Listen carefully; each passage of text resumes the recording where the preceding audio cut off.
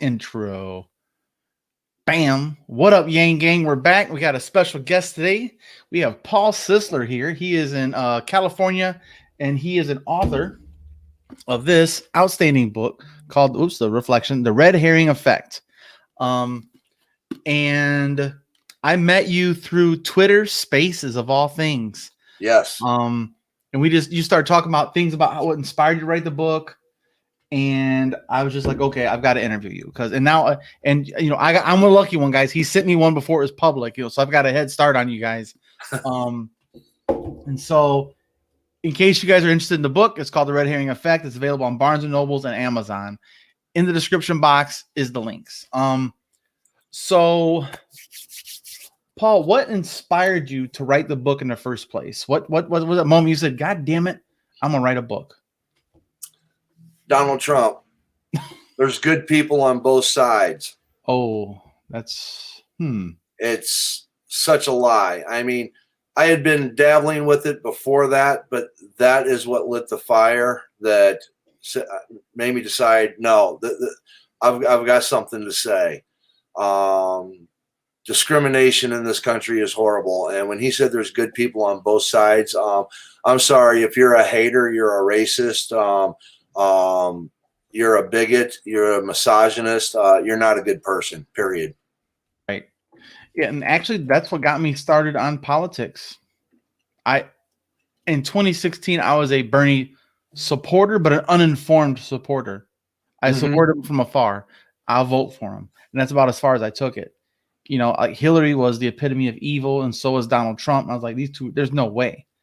And then that's what we got, and it kind of told me, I was like, you know what? I didn't see this coming because I wasn't paying attention, of course. And so that same moment got me to do this, honestly, to YouTube and live stream and podcasting. So it's interesting that his victory inspired both of us and many others like us. Yes. Yes. But so can you tell us a little bit more about your background? What did you do before you wrote a book? Before I wrote a book, besides growing up poor and impoverished, I have 20 years experience in the casino industry. So between being a dealer and a casino pit boss, 20 years there, realizing that I truly did not have a retirement or anything going for me, I decided to seek out a new avenue for career path and decided to go to school for law enforcement. While I was going to school, I decided, well, let me try my hand at fugitive recovery, bail enforcement. So I was also a bounty hunter. Being a bounty hunter woke me up to a lot of other things because I would have to call for backup. In a lot of cases, people truly do not understand how the bail enforcement aspect works. Everywhere we go and everything we do, we notify through dispatch the police department. And if we need any kind of backup, we give them a call and they come and help us out. So I could not believe the uses of the N-word, the misogynistic statements that I heard a multitude of police officers make. And knowing that there was racism out there, I never knew it was that bad, especially in law enforcement. And it opened my eyes to a lot of things. So that's initially what, that's when I started the book, learning, going back to school, criminal justice, learning a lot about case law, procedure, what is probable cause, how do you get to that point? You go from, mere hunch to reasonable suspicion, and then you have probable cause, there's steps, all of these different things.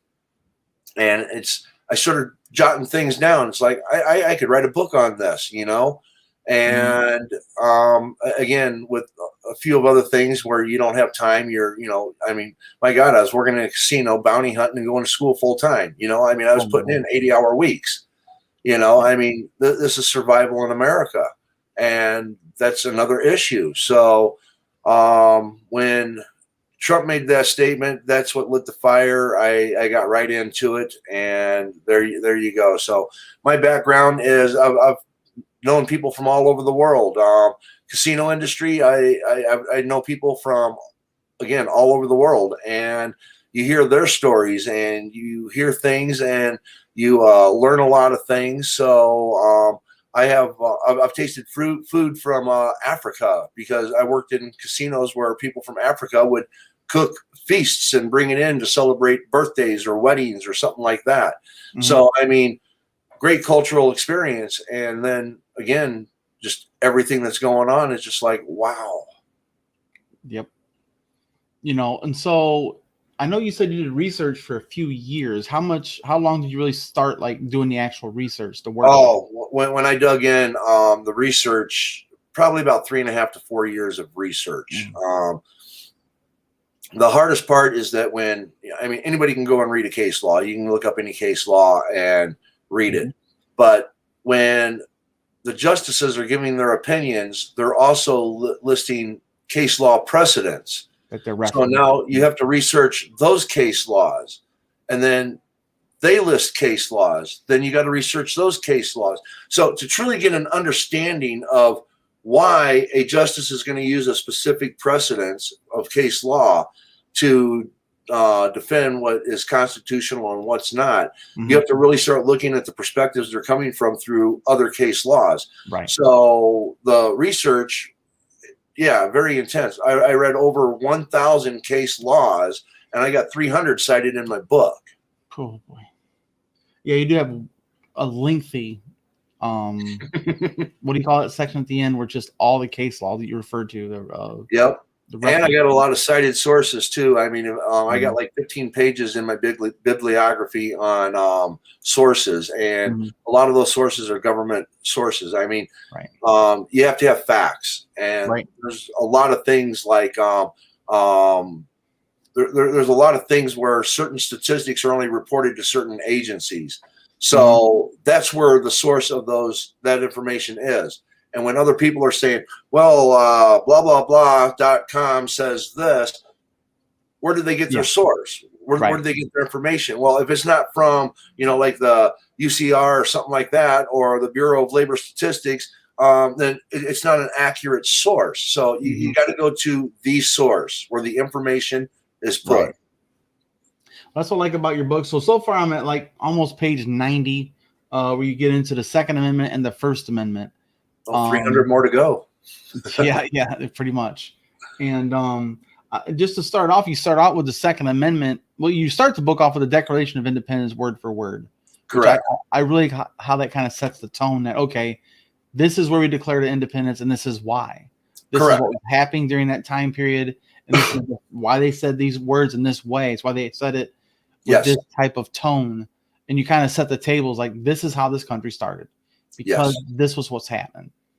And then you have the second, you talk about the Constitution and the amendments, and but the big one, you jump right into the pool deep end head first, man. Second Amendment, Correct. The right to bear arms, and you break it down where I think you said it's like private citizen versus militia. I think it is. Correct. You basically have individual rights versus collective rights. The individual rights is the rights of the citizen, the individual, on whether or not they are constitutionally protected in owning a firearm. Then you have the collective rights, which would be militia. Okay. Either way, and again, you have to look through hundreds of case law. And granted, most of the decisions have supported individual rights. Right. But technically, when you break down the Second Amendment, it could be either or. So when I addressed District of Columbia v. Heller, where that was a 5-4 decision. If it would have gone the other way, that would have been the first movement towards collective rights, meaning the individual would eventually lose their right to own a firearm. A lot of people would say, well, that's a violation of my constitutional right. No, it's not. It's because of the interpretation of the constitutional right. Therefore, that's why I addressed it. And I kind of hit both sides of it, because I want people to look at it from all perspectives, then make their decision. But the basis is that we need to amend the Second Amendment with another constitutional amendment stating individuals have the right. And until that's done, it can go either way. But once it's done with a new constitutional amendment, then there is no longer an argument about individual rights. Then we can own firearms. So now, whether you're pro or against firearms, that's a whole nother story. And I break that down too. So I leave that open for debate for people to discuss, because we have different, personal reasons for owning a firearm. I own a firearm. I'm for people owning a firearm, but I also think there should be, regulation, testing. People that are mentally ill should not be owning a firearm. I like how you break it down in the book too, and you offer both sides of that coin. Is with this interpretation, we all have individual rights, and with this interpretation, it's only militia and the trained, the armed forces, the police, and whatnot. Correct. But I like that you offer a solution. Yes, that's the big thing, and your solution is treat a gun like a car. It's a dangerous object. Yep. And it should be in the wrong people's hands is very dangerous. We saw people who drove into a crowd. They didn't need a gun to kill people. They rolled people over the car. Exactly. Example. So I like how I've always been a proponent of saying run it like a vehicle. The DMV should be turned like another arm of the DMV should be for registering guns, and you have to prove every year that you're competent and that you recheck your criminal history and those boyfriend loopholes and stuff like that where it doesn't travel state to state. So I can beat the shit out of my girlfriend and move to Colorado and go get a firearm because they don't have a my way. You'd be in a system that would be disallowed. You wouldn't be able to do that. Right. But I also open it up to where people that have, committed a crime, that have done their time, I believe they should also be able to, buy legalized arms. Yes. And my strongest argument is I take it back to prohibition, because we've already had that social experiment, the 18th and 21st Amendment. If you criminalize guns, period, you criminalize them, take them away, then the organized crime market is going to explode selling guns. So we can't eliminate guns. This country's had them for way too long. So that argument, I believe, is null and void. It can't be won. So basically, we have to come up with a way to make it sensible, logical, and reasonable. Yes, and safe, and have a better control system. And I like the idea of you putting it that if we have more people getting registered guns, then if someone steals that gun or they use their own gun in a crime, it's easier to solve the crime because we have a registered ballistics. Yes. I like how you break that down too. I don't want to give too much away of your book, but let's go ahead and talk about that First Amendment. That's a big one. Those are the big ones, man. And I like how you really jump into that one too, man. And you just say, freedom of speech. What does that mean? Yeah. Like, how do you go about the First Amendment's? The Second Amendment is debatable. The First Amendment isn't really debatable. It's freedom of speech. But then you break it down where you're like, oh, okay, maybe there is a little gray area that I didn't really think about, which I want to see how you kind of approach that, how you broke that down. Well, I researched the First Amendment and started researching case law. And when you get down to it, it comes back to, and the key would be perjury. Okay, that's one of the hugest ones. If we had true freedom of speech, then we could go up on the stand and lie, and there would be no charge of perjury. Okay. Right. Remember, unabridged freedom of speech would mean I could go up on the stand and I could lie. Right. Our founding fathers knew that wasn't freedom of speech. You're held accountable if you tell a lie. That's perjury. Meaning, speech that does harm is abridged. And when you truly look at the First Amendment, there's a word in there, peaceable. Well, when you start going through that definition, quite frankly, all the things that you can be held accountable for in relation to your speech cause harm. So we don't have unabridged freedom of speech. We have unabridged freedom of non-harmful speech. Yeah, you have defamation of character, slander. There's so many things that are abridged when it comes to speech. If I wanted to show people and how easy it is to kill somebody and take them out into the middle of the street and shoot them in the head, that's my freedom of speech, right? No, that causes harm. You're held accountable for that. But if my speech was truly unabridged, I could do that and nobody could say anything. So there is an abridgment there. And that's what people have to understand. Unfortunately, there's certain things that aren't covered yet. Well, that's why Charles Manson served life in prison. He didn't kill anybody, but he used his words and mind control and all these drugs to manipulate people and coerce them. Correct. And what I'm trying to think of the words they use for the Capitol, incited violence. Correct. You know, and our president did the same thing. Yes. And so that's a good question. With you studying the First Amendment, like they said, how do you see this whole incitement thing? Who is liable? In your opinion, with your background, all the research you've done, how do you see this playing out if there was no bias involved necessarily in the courts right now? I look at it as you're propagating harm to people. I mean, you had people in there saying hang Pence. Okay, yeah. I'm sorry, you're inciting harm to other people. If I were there's a thing called fighting words, and again, depending upon which Supreme Court case that you're going to look at is going to say yay or nay. Okay. Mm-hmm. So the argument comes on both sides.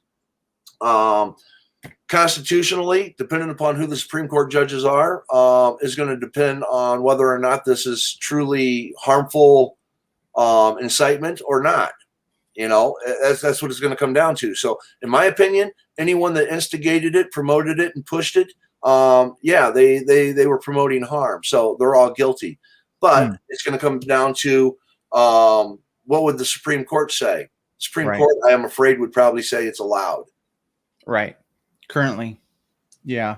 But I think proximity also bears a factor. Like if I say right here, hang Mike Pence, okay. But if I'm outside Mike Pence's house and I have 5,000 people, I say hang Mike Pence. It's different. Right. Well, it goes back to the shouting fire in a crowded theater scenario. Mm-hmm. You know, so I mean, it comes down to imminent and clear and present danger. I mean, again, you got to really start looking at the case laws that are involved and how a violation is interpreted. I mean, when you go to Schneck v. the United States, he's handing out pamphlets against the draft. Okay. And at the time, when you look at the Espionage Act and the recruitment laws, under the Espionage Act and the recruitment laws, what he was doing was harmful to our military. So that's the basis of it. Just to the military. For the military. Right. And it violated a current act. So there you go. But here's the sad part. Until that Supreme Court decision, he actually wasn't violating a constitutional right. It's that Supreme Court decision that established it. Mm-hmm. So he still went to prison for it. That don't make any sense. And that's against our Constitution. That's what I mean. That's unconstitutional. Him be arrested for something that wasn't illegal. Well, you can't make a law to imprison somebody. In other words, if somebody's done something and you say, well, that shouldn't be allowed. Now you write a law. You can't go back to anyone prior to that law and arrest them for that specifically. So you can't write the law to arrest somebody. Yeah, it's like saying, I'm going to make eating Taco Bell illegal. Everybody eat Taco Bell is going to jail now. Exactly. Okay. Yeah, so this is what that decision did. Mm-hmm. So I point all of this out because I want to open people's eyes to how our Constitution is represented by our Supreme Court and the things that we need to do to insert protections where there's no argument. That's why I created the Equal Rights Amendment. Once you put that in there, that eliminates probably about 30% of criminal our Supreme Court cases and will overturn them. It's a large amount. I want to talk about one of my favorite quotes in the very beginning of the book that I read, and it's about equal rights. Yes. So in here you said, unless the entirety of human beings, each and every human being, the whole number of human beings, the totality of human beings stand against hate, the evil people who propagate, lie, deceive, and manipulate people to hate will continue to grow like a cancer. The new Equal Rights Amendment is the chemotherapy. Correct. I fucking love that. That's because 90 pages in. That's my favorite one. We make it undeniable. Yes. And if you guys want to read his amendment for the equal rights, you got to buy the book. I'm not going to read it to you. But you do propose new amendments that would fix the problems that you see. You make the gray areas smaller and less debatable, less negotiable, less reliant on the Supreme Court being 5-4 or 4-5. Correct. When you put these amendments in there that I've seen so far, it's like saying, okay, now we never have to go to the Supreme Court for this again. It's decided. Correct. And if it It's does go to the Supreme Court, the decision's easy. Yeah, Here's the constitutional amendment. Mhm. So is this such and Well, such constitutional? Because that's what the Mhm. Supreme Court does. It's going to decide if things are constitutional or not. Yeah, they don't decide innocent or guilty. Exactly. So Mhm. once this amendment's in there, well, hey, discrimination. It's illegal for any reason. I like that you put all human beings, every human in totality, which Yes, means everyone outside of our borders as exactly. well, have equal Exactly. rights. And I do like how you frame that. It's a Exactly. very humanitarian point of view too. I do appreciate that part. But yeah, so I'm only 90 pages in roughly, and I can't wait to. And I'm not a big reader, like physically sit down and read type, but I've set some time apart, an hour a night, just sit down and read that sucker. And when I get done, I'm going to do a complete book review of my own. And then, of course, we're going to have the Yang Gang Book Club check this out, and we're going to do a discussion about it. I love once we all read it, we'll have more to discuss, I think, too. Oh, most definitely. But I cover a lot. I cover a lot of things. It all comes back to systemic discrimination to some way, shape, or form. And there's a lot of topics that people don't realize that involve systemic discrimination, like our healthcare plan. Okay, healthcare, that is part of systemic discrimination because of who it harms. Yeah, it's the most deadly thing about our country is our health. Yes. More people die because of poor health care. Well, let's admit it. We all die of a health reason. Of course, that's the number one threat is death. Right. Natural death. But there are some preventable things, when it comes to healthcare that I'm a big fan of preventative medicine. Yes. As a healthcare provider, I think every single person should get a head to toe full body MRI or whatever the best imagery is, and just give it a once over. Your job today is to get this thing done. It's free, but it's going to save the entire system money and you as a person pain and suffering in the future.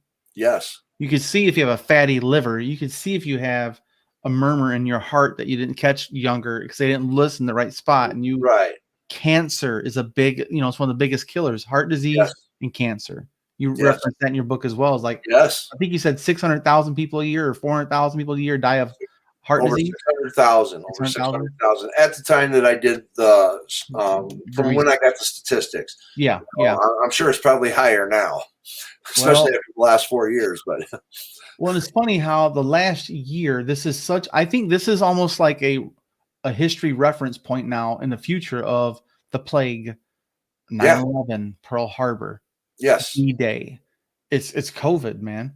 A worldwide pandemic, the first one in over 100 years. Yes. And it was the seriousness. Yes. And so I think this is going to be a new marker in history, pre-COVID, post-COVID, Yes. Pre 1812 or 1912 and post 1912 was the Spanish flu. And before the Spanish flu, you had people wearing these garlic hoods with these big pointy things, and because they had garlic was antimicrobial. Like but the plague wasn't a microbe. It was I think it was a bacteria, and the garlic did nothing. Right. But it advanced medicine to say, okay, let's study this because this world is vulnerable, and we figured out that. That's why you have the what's it called? Not the Geneva, where they have the Geneva Convention, where they have like all the diseases in Stockholm, Sweden, I think it is. I believe so. Where the whole world said this is a worldwide problem, is diseases, pandemic type of diseases. Correct. And we all socialized medicine, research-wise. Correct. It's a good thing. We pool our resources. We all focus on something. We did it for HIV. We're trying to do it for cancer still. The flu vaccine, all these different MMR, measles, mumps, and rubella, all the vaccines for our kids. And that's what the world could do if we work together. But we keep going back to these tribalistic ways of we have to protect Americans first or whatever. And I get it. It's our resources. We should take care of our people. But there's a bigger picture here that things outside this country affect us here, especially disease, and global warming is another one that affects us all. We should all be socializing that's a pandemic as well, as far as I'm concerned. Global warming. But you're using that scary word, socialism, that people just do not comprehend. I'm normalizing it. Well, I know, and I normalize it in my book. I actually break it down because I want people to understand, because I don't want them to be scared of that word. They need to understand that word and what different types there are, and realize that the United States has the best form throughout the world. And once they realize that and have an understanding of that, I think that's going to change a lot of views and change some perspectives. Because the best socialized country? What's that? The best socialistic country? Our form of socialism in the United States is the best form that outside of all the other countries, we have the best form of socialism. So I guess I'd have to disagree with you on that, because we don't have the best results. I said the best form. I didn't say the results. I agree. We don't have the best results. We have the best form. We have the best. When you break down the different forms of socialism and how they can go wrong and the things that can happen, our form is the best form. We just don't utilize it to its fullest potential in the right way. That's where the problem comes in. Well, I find that very interesting. Yes. It's almost counterintuitive. It is. How do you get better results with a worse system then? You know what I mean? How is Sweden kicking our ass? Because they're doing the right thing for their people. And that's what it comes down to, doing the right thing for your people, using a system properly. I mean, if you got a wheelbarrow and you're loading dirt up in it, and you put dirt to the right side, and it's a one-wheeled wheelbarrow, and you're trying to, pick that up, move it forward, it's going to tip over, okay, because it's unbalanced. So improper use of the tool, is not going to produce good results. The tool that we have in our government is not being used properly, and there's where the problem lies. A dummy with the right tool is still bad. Just not going to get the dot. It's kind of like professional sports. You can have the nicest cleats, but you ain't the fastest guy on the track. Exactly. Exactly. Yeah, we have a diabetes and an overweight problem in this country, man. We've got a real problem with that alone because of our food, the standards on our food, with the processing, and it comes down to where a lot of people, they're divided left or right. The problem is, it's not a left or right division that is the problem. It's a corporate and humanitarian division that is the problem. A class system. Exactly. And that's another thing that, I really want people to listen to. I want to open their eyes to it. It's not about left or right. Okay. It's about corporatism and humanitarianism. Yeah. And so I'm going to jump around a little bit in your book, because I can get to read much more. But the big thing that the gang's going to appreciate is that you wrote your book, you worked on it for 3.5 damn years, and then Andrew Yang changed your mind. And so then you had to go back and rewrite a whole section about universal basic income and all the other things. And then you had to go write a chapter specifically. See if you guys see it about Andrew Yang specifically. Yes. So what did he do, and what effect did he have on your book besides universal basic income? There's many topics that he covered, like data sharing, all of our information. Data rights. All these companies are selling our information. Okay. Where's my money? That's my information. Where's my money for it? You're selling me to somebody else, and they're profiting from me because of that information. Where's my cut? Right. So Andrew Yang, he talks and covers that. Andrew Yang brings up a lot of things that people really need to open their eyes to, and the biggest thing was the universal health care. That was like the main thing. And that's what got me investigating the history of universal health care. So I had to really look at that. He made me start looking at the poverty situation a lot harder. So I had to really think about that. And I had to rewrite some things, because now I had to apply. If a UBI was here, what could that do? So I had to go back through a majority of my book and re-edit, rewrite, write more information, and increase other chapters. And then, of course, COVID happens. It's like, man, if Andrew Yang would have still been in there for a few more months, you know, COVID happens, and now we're having people get evicted. People are losing jobs. The other thing that he really talked about that really brought it forward for me was the cyber revolution that we're coming into, the next industrial age. And we're going to have less jobs, which that's going to, again, increase poverty. You know, that's going to increase homelessness. So I bring a lot of information related to that into the picture to explain how if we don't act upon these things now, where we're headed as technology advances and as people are now less jobs, the education system is, you know, not there for us. And if you can't afford it, you can't afford the interest. There's just so many issues that, again, with the greatest socialistic system in the world, and we abuse it and we don't handle these things, our country is going to collapse in more ways than just this division between left and right. We're going to end up with an economic collapse. We're going to end up with a homelessness issues that are way beyond. You think it's an issue now? Give me another 10 years when people, you know, more people are losing their jobs. I mean, instead of having 159 million people that are able to work, and that drops in half. I mean, look what COVID dropped it down to, you know, and the slow recovery we have. Imagine when 30 to 40% of those jobs are replaced with machines. And if people don't think this is happening and, oh, this isn't going to happen. Have you gone to the grocery store? You see those automatic checkout lines? Yep. Guess what? That replaced working people. Okay. Yeah. Have you gone to the casino and you play your slot machine and you get your paper ticket and you take it over to the kiosk and cash out? That used to be the job of a cage cashier. Right. Who used to rely on tips, who's now no longer getting tips because you're cashing your money out and just walking out. You're not tipping anybody with it. There's so many things that people, they're not realizing, and yet it's right in front of our faces.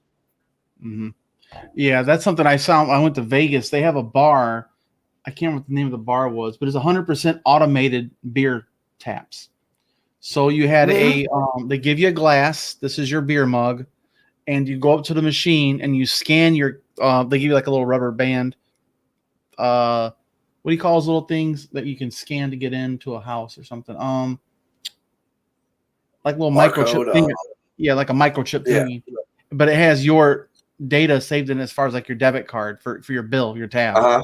They save your tab on here. You go up, you go beep, and you put your beer down, you hit the button, and it fills it up perfectly. So it fills it up from the bottom up, beep, and you don't need a bartender. There's only one bartender on the other side of the bar where it's only specialty drinks that are increased cost, you know, that's increased profit margins. It's a smart model. Right. So eventually that's going to be automated too.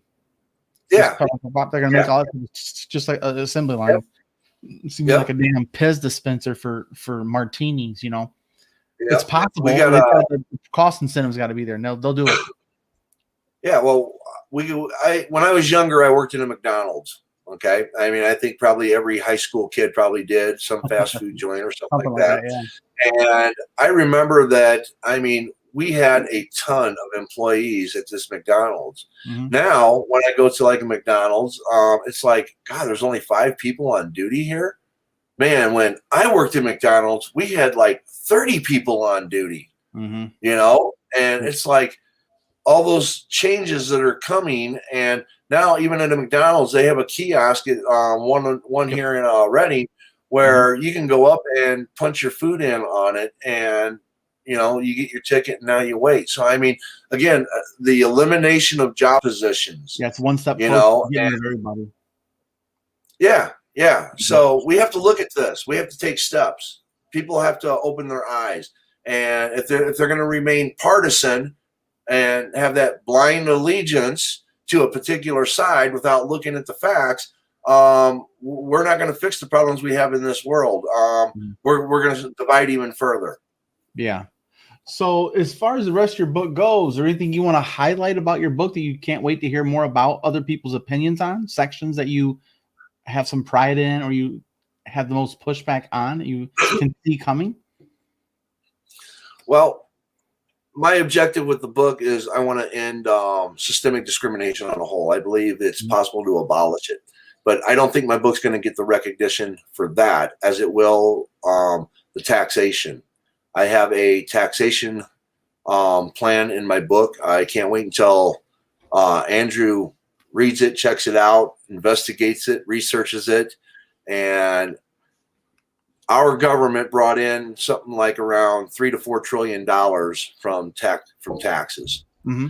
I have a way that without any money taken from a person's paycheck from the federal government, Mm-hmm. and still have the ability to bring in $7 to $10 trillion in tax revenue. So double to triple and get rid of income taxes. I'm sorry? Double to triple the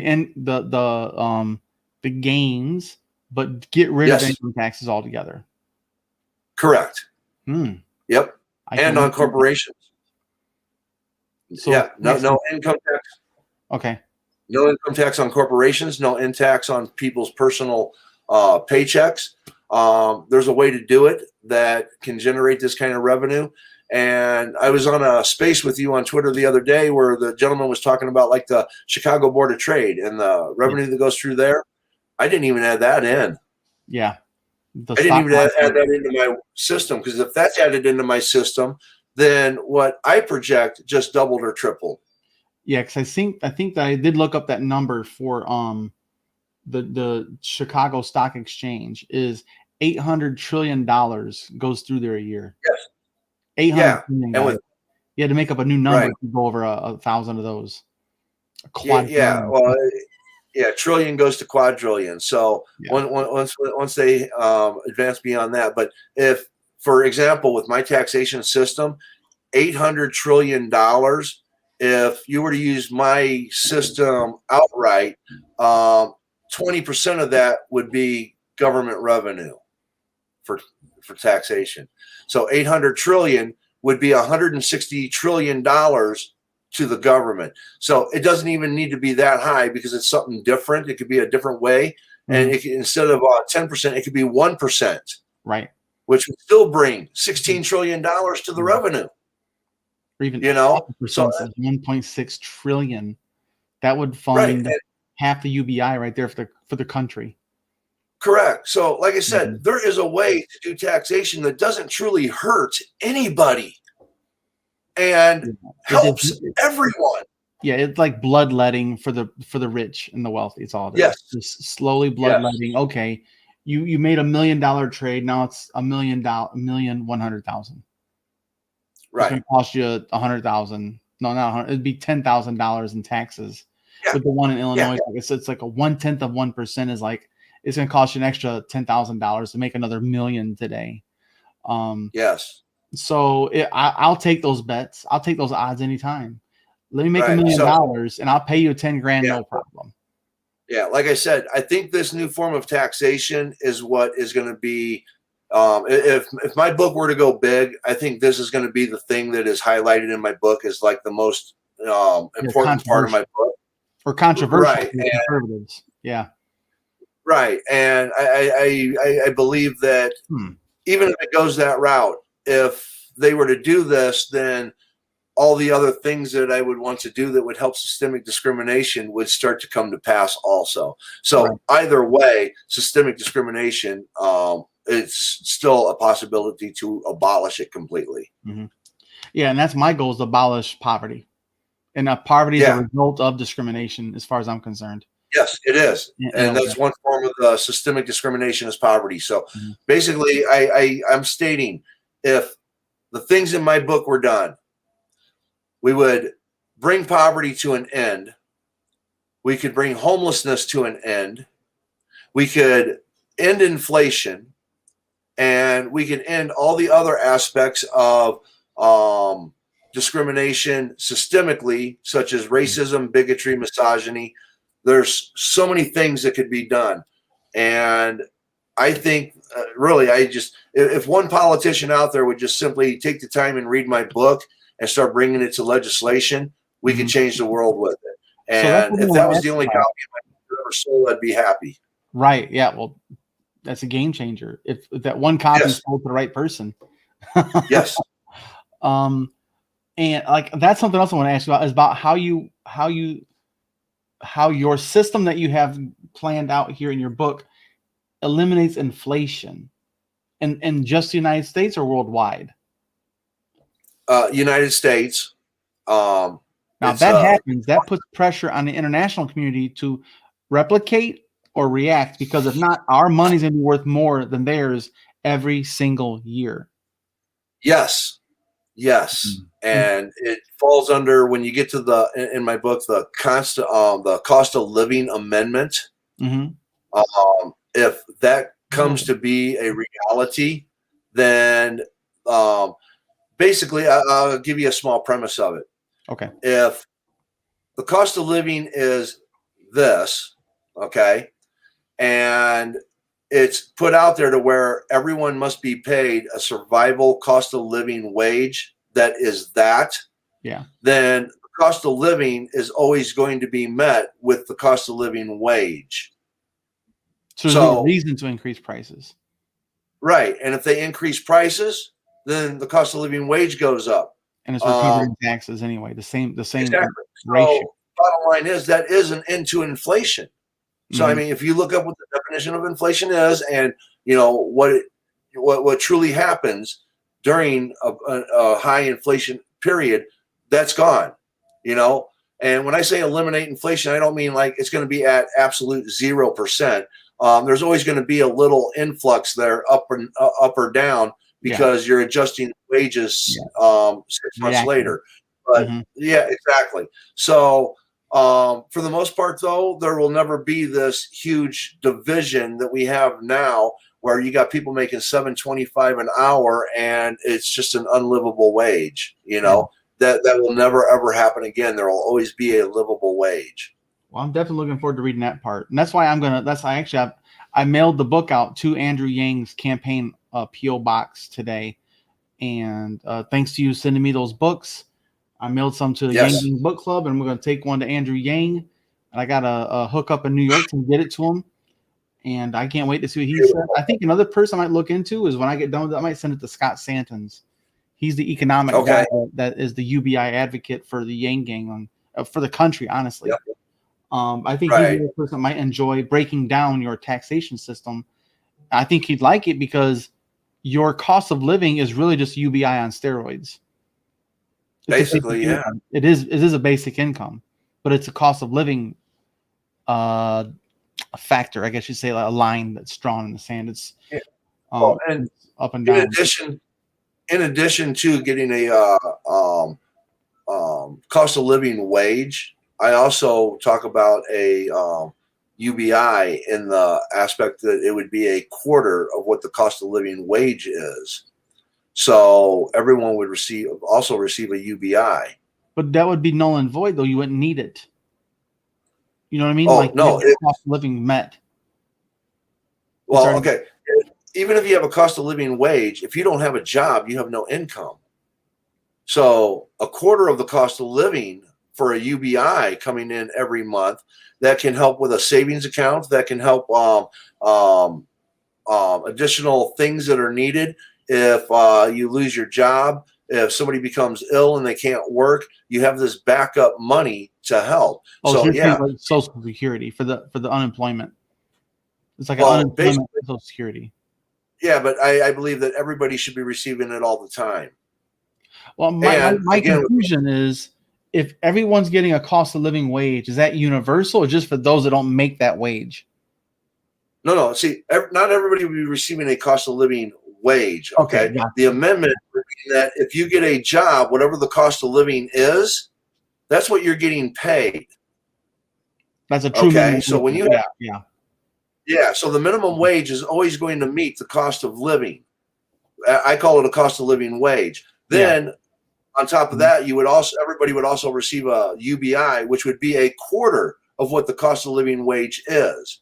So there's always going to be that backup money. So I mean, things happen, you know, and with this form of taxation, it's affordable, highly affordable. And that's based upon you doubling and tripling the net income of the country. Right. Correct. That That also includes free education all the way up through a doctorate. Healthcare. Again, universal health care. Mm-hmm. And there's ways of reducing the cost of that. And not only that, I mean, it's just we have such a potential in this country to truly use capitalism for what it should be there for. Not only can a person own their own business and make their dreams come true, they can also, in the process, help millions of other people without hurting themselves. Right. So you're not taking out of your hand to give to someone else. Exactly. And where people want to like hit the rich and hit them with a higher tax. I'm saying if you just do it the way that I have planned, we don't have to worry about that kind of stuff. And people that get rich, hey, they get rich. If they want to share some of their wealth, let them share it if they want. But if you do this taxation system, they can't get around it. There's no loopholes to it. Mm-hmm. There's no way to avoid it. They are going to pay their fair share business-wise, regardless, but it's done in a way to where it doesn't hurt them either. Is it like a value-added tax then? A consumption tax? You got to read the book. That's true. There's a little carrot, little nugget hanging out there. Yeah, I'm really gonna be looking forward to moving ahead on that and seeing that section. But man, I'm really looking forward to reading the rest of this book. And again, guys, if you want this paperback copy, you get on Amazon, the links in the description, or Barnes and Nobles. And I'm not sure how long it takes Barnes and Nobles to get it out on their shelves either. As your publisher told you when the physical copies will be in the stores? Not yet. What I do know is that the digital release, which is going to also be the press release date, is going to be probably April 14th, unless something comes up or something goes wrong. That could always get changed. And then again, who knows? It could be earlier. So then you're working on an audio version of you, right? You're recording an audio version. I'm not recording one personally. I'm going to hire someone. Getting ready. I'm researching that. I'm a research person. I got to have information. So I'm researching different audiobook companies and stuff like that. I am going to hopefully within the next probably month and a half to 2 months release an audio version. Yeah, that's what I'm talking about. I just don't have time to sit down and read like I'd like to. I can get this done in like 3 days, maybe in my car while I'm driving. But I'm taking the time to sit down and read at least an hour every day, and just before I go to bed, turn off TV and everything, sit there and read. And I've enjoyed it by fast, man. And it is a long book. And here's what's funny. I only planned on it being about 150 to 200 pages long when I, started getting into it. And it's just like, well, no, I got to cover this. No, I got to cover this. No, I got to expound on this, and it ended up being 400 pages, so it's a proper size book. It's a big book too, compared to my head. It's almost big as my dome, and I got a big dome, right? 400 and printed pages. Yeah, it's like 400. All your case law studies, 436 pages. Yeah. So it's a healthy sized book. Yeah. Your money's worth. $25. Get it. Yeah. I know. And hey, thanks to my wife and all that for editing it and all that. She initially edited the whole thing for me. Oh wow. And her brilliancy is why what you're reading sounds as good as what it does, because if it would have been left in my words, people would have been lost. Is that her background? Is like editing? No, actually, she was a dental hygienist by trade, and she just, her grammar is. I mean, when it comes to the knowledge of grammar, she is superb. And when, I mean, me, I'm the ing king. I'll put ing on a noun and turn it into a verb like it's nothing. So, and then I'm also, I have run-on sentences, I mean, a whole page could have been a sentence, if it would have been left to me, but, my wife fixed all of that. And then the editors at Page Publishing actually had a very easy job in editing, because it was just, sometimes instead of using like he/she, I would use a there, and then they would switch that up. So simple things like that, grammar-wise. and then some punctuation, but for the most part, yeah. Oh yeah, and who's your publisher? Let's give your publishing company a shout out, man. Yeah, Page Publishing. Yes. Yeah, man. Thank you to Page Publishing for taking a risk on this idea, because it's very hard to publish a political nonfiction book. Yes. This is a unique genre, and it's tough to get published. Yes. So that alone is an accomplishment. Oh, I hate to say it, but if I would have known how hard it was going to be to get published, I never would have wrote the book. I mean, and once I had it done and I started researching, what's it take to get this thing out there now? Oh my goodness. And I sent queries out to way over 1,000 literary agencies, and proposals, probably a good 200 to 300 proposals. And I had a few respond to me. I tell you, most of them were very, very gracious, very polite, very kind. And there were even a few that, I don't want to use the word string me along, but they were working with me in hopes that I could meet what they wanted, and it just didn't get to there. Mm-hmm. And then publishing, when they said, send me the manuscript, I was just like, what? Yes.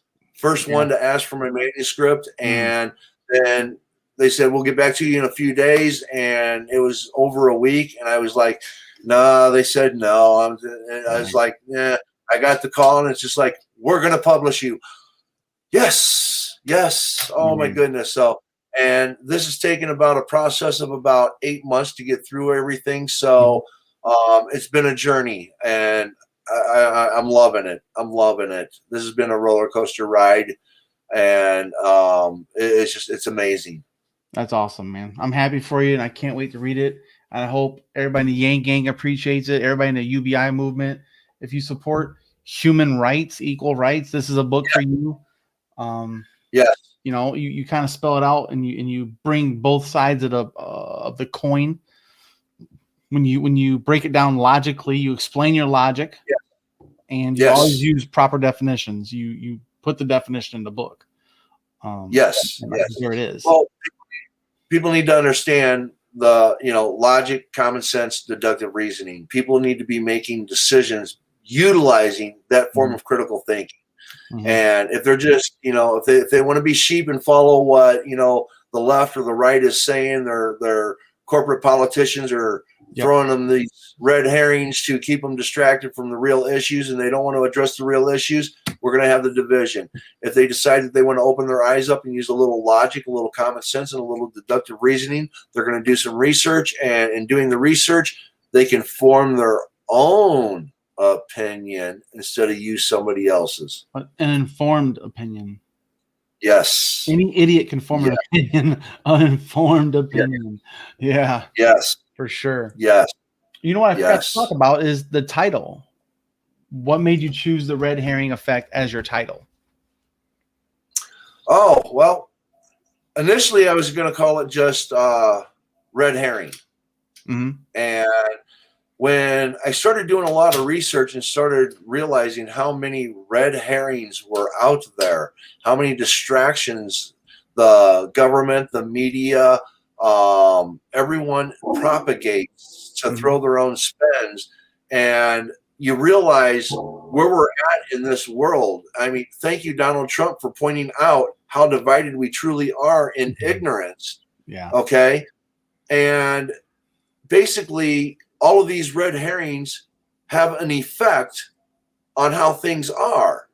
So it's truly the red herring effect because of the red herrings and what they've done to our country. Yeah. So we need to see past the red herrings and get to the point to where the red herrings can no longer affect us in this destructive way. Yeah, the red herrings are just a distraction while they steal from us more and more and more. And continue to risk our lives for their benefit. Yes. We're just a pawn. Yes. Yeah, corporate politicians only care about corporations. They do not care about the people. Yep. And what's unique about the cover, guys, it's, if you can see in here, is little red herring fish. Oops, there we go. There's little red herring fish. Then it's the herring is the style of brick. Herringbone style, yeah. Herringbone style brickmanship. So a little double entendre there. Yeah, I think it's a beautiful book. I like the first 90 pages so far, and I'm sure the things you talked about in the future, I'm going to enjoy more of it. So I'm just looking forward to Yes. finishing it and doing my own breakdown of it and my own, I guess you say my own areas of pushback or whatever. You know what I mean? Like I want to really break it down. And I hope that the Yang Gang Roundtable is going to do this as a book of the month or a special thing where we do like a discussion panel on it, because we're all going to, it's all going to hit us in a different way. Depends on our own background, how it affects you. Some things will align with your own biases and some things won't. But you point out both sides. And that's what I like about it. You know? Right. And there's even things that,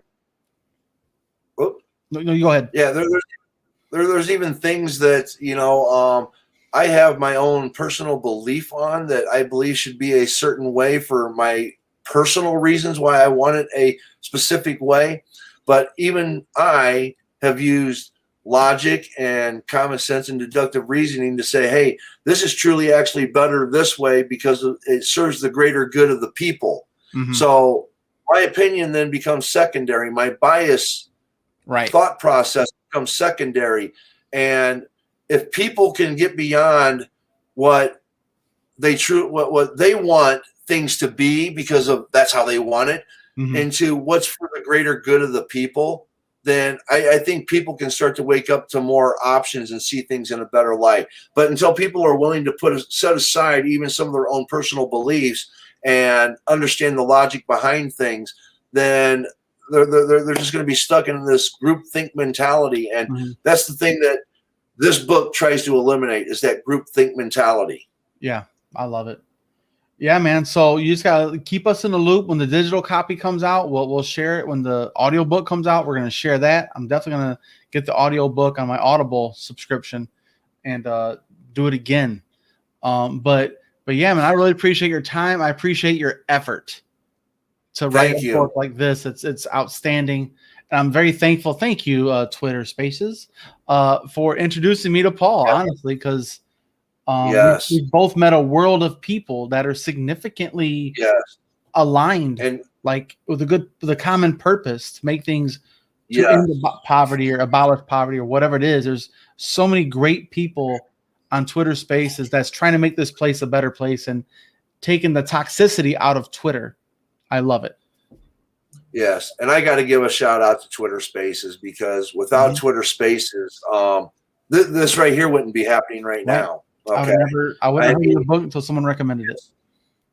Yeah, because I mean, when you really get down to it, I mean, I'm not a celebrity. I'm not someone famous. I'm not a politician. I'm not some in the eyes of the world. I was a nobody. You know, I was a nothing. And I mean, in the publishing world, I'm nobody. And now that I'm out there and I'm able to connect up is one thing, but then Twitter Spaces opened up a whole new world. I mean, just the being able to connect with other people from the other side of the planet, and you know, the contacts and the friends that I've made is mm-hmm. just unbelievable, and has also given me inspiration for my next book when I get ready to, you know, dig into it. Yeah, man.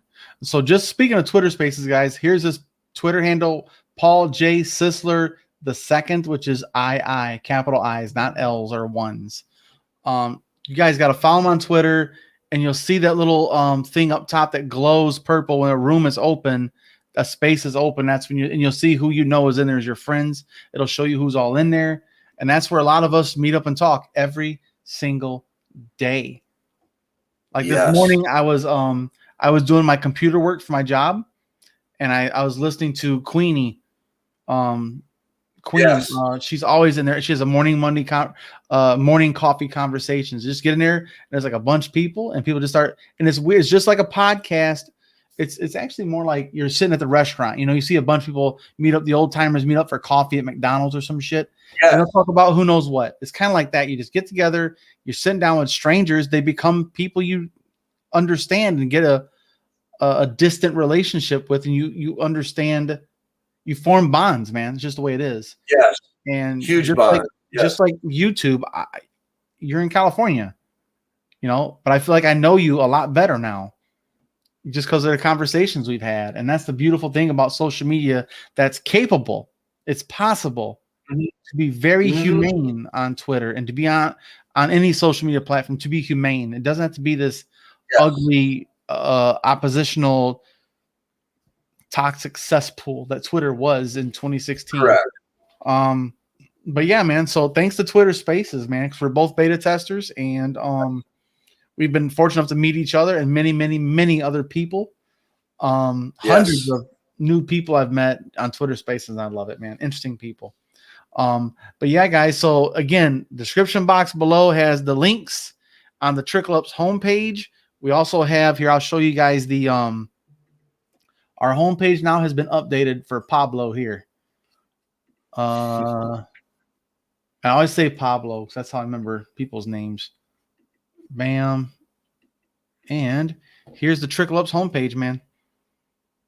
Boom. And so Barnes and Nobles, Amazon. There's your links, guys. So beautiful. Thank you. Go check it out, guys. It's there. It's in the description box. And if you read it, like it, share it, comment about it on Barnes and Nobles, comment about it on Amazon, bring it up at book clubs. That's the best place really to get it out there. Yeah, man. And your local politicians, give them a free copy. So here you go. Take mine.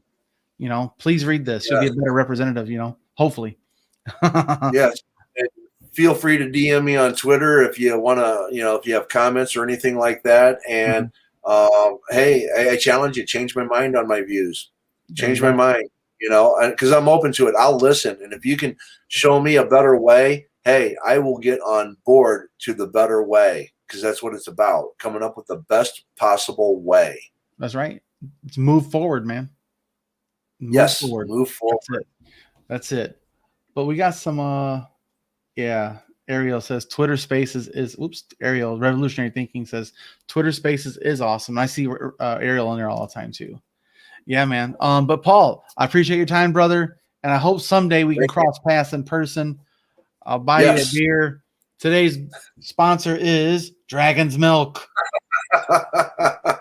Please sponsor me, Dragon's Milk. I'd appreciate it, you know. But yeah, man, this has been awesome. I've been looking forward to this for the last 2 weeks. Same here. We've been doing it. I'm looking forward to finishing this damn book. I'm definitely going to DM you when we're done, and I'll record my review, and I'm going to send you a link to that bad boy. See what you think. Definitely. So hopefully the Yang Gang Book Club is going to reach out. We're going to schedule a panel discussion. They'll interview you as an author as well after they read it. They'll have more questions. Yes. All right, man. Well, I appreciate your time, brother. And guys, again, Twitter handle, follow him, Paul J. Sisler II. And join us in a space, man. We're always in there, in and out. You know, we have free time.